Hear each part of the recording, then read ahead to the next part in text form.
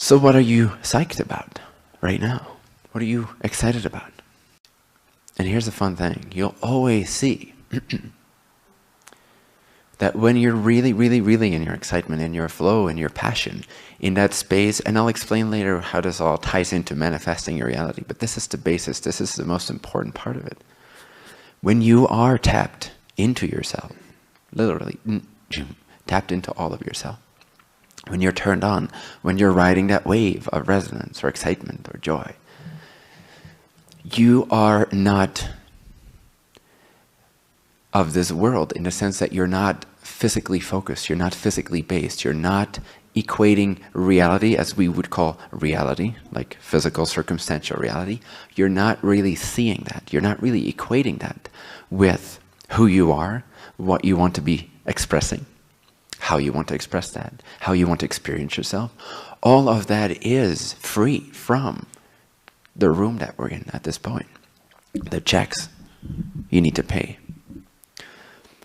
The stuff that needs to get done. Your flow is independent, not separate, but independent from reality. And what you'll see is that when you're tapped in, you don't see reality. And when you're not tapped in, you see reality. And by reality, I don't mean the truth of all that is. By reality, I just mean very mundanely everyday life, circumstances. Right now, the word reality refers to your circumstances. You don't see circumstances when you're in your flow. When you're in your highest state of flow, you don't see circumstances. You only taste your own excitement, your own joy, your own peace, your own bliss, your own satisfaction, your own overwhelming abundance. You're tapped in. That is your reality. There is no circumstances. Doesn't mean you cannot appropriately respond to circumstances, but it takes up a minimal portion of your consciousness. The majority of your consciousness is free, is non-physical in that sense, non-physically based. It's in the realm of state of being, in the realm of, in a sense, thoughts or concepts, in the realm of ideas, like abstract movement of the mental body. It is on the level of joy, bliss, energy. Who has noticed that when they are tapped in to this, when they are turned on, when they are in their flow of being psyched, that they are not actually seeing circumstances? Have you noticed that? Just raise your hand if you have. In a sense, it could be all the same to you. It could be taken away from you. It could not be taken away from you. And this is where it becomes different from the personality structure being disembodied or disconnected, trying to manifest its reality as a separate entity. The difference between that and being turned on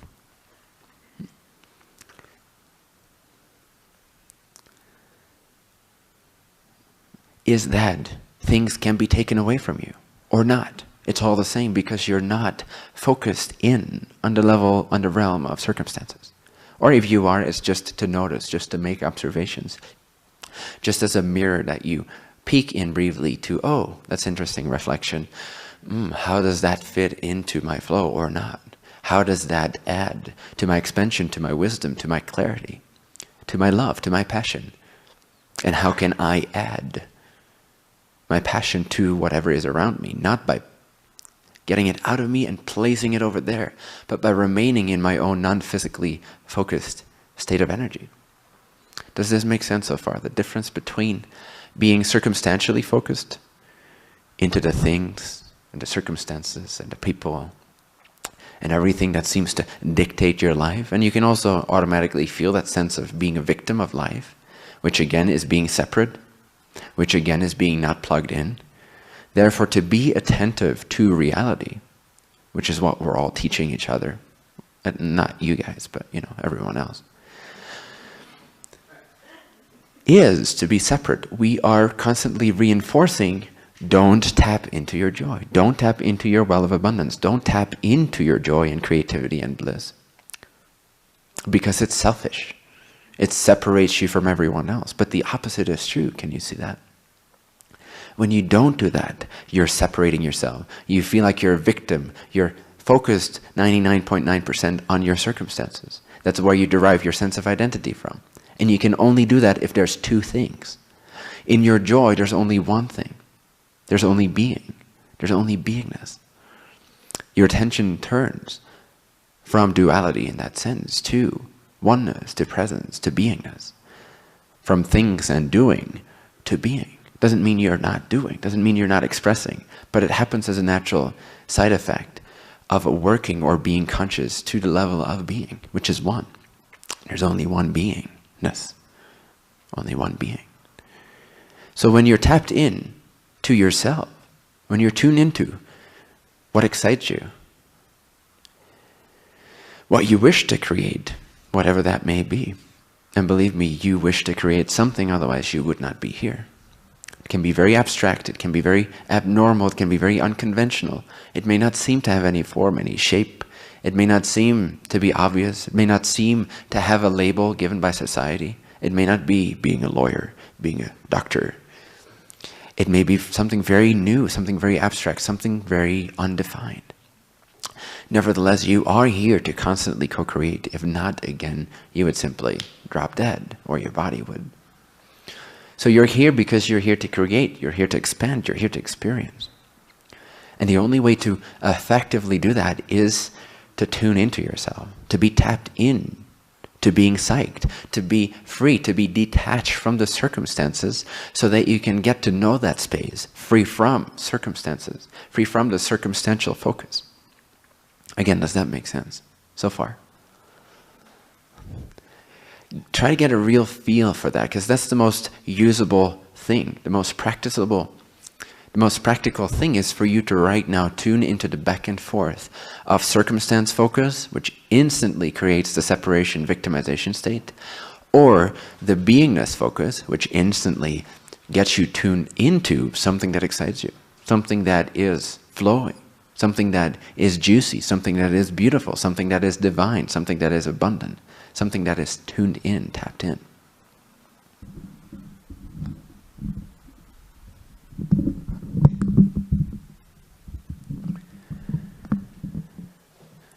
Right? No? Yes? Can you sense the difference? It's an energetic difference. It's a state of being difference. It's a focus difference, a difference in the focus of consciousness. Where is your focal point? Is your focal point out there, then who are you? You are a subject, you are a victim, you are an observer of reality. Reality therefore being real. Whereas if you're tuned into being and turned away from the focus of circumstance, the circumstantial focus, what is left?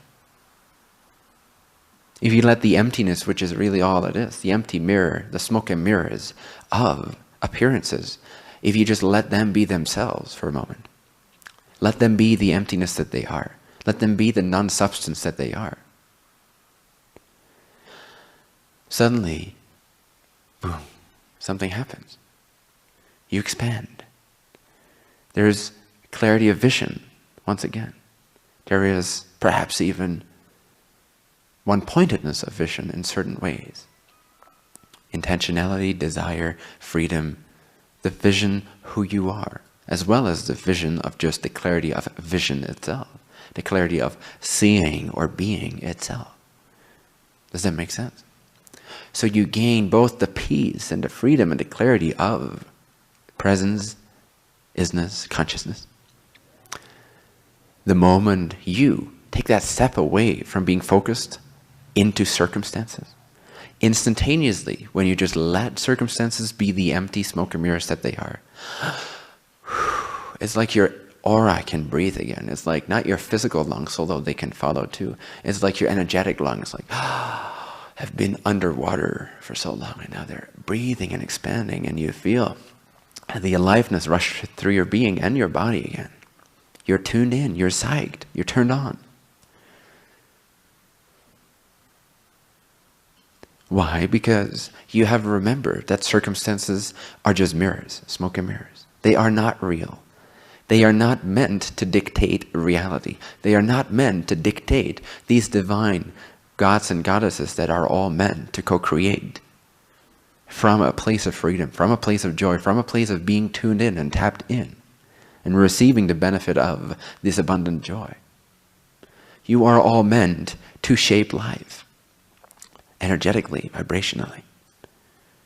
You are not meant to take your cue from reality. Reality is designed to be absolutely neutral, will-less, consciousnessless in that sense.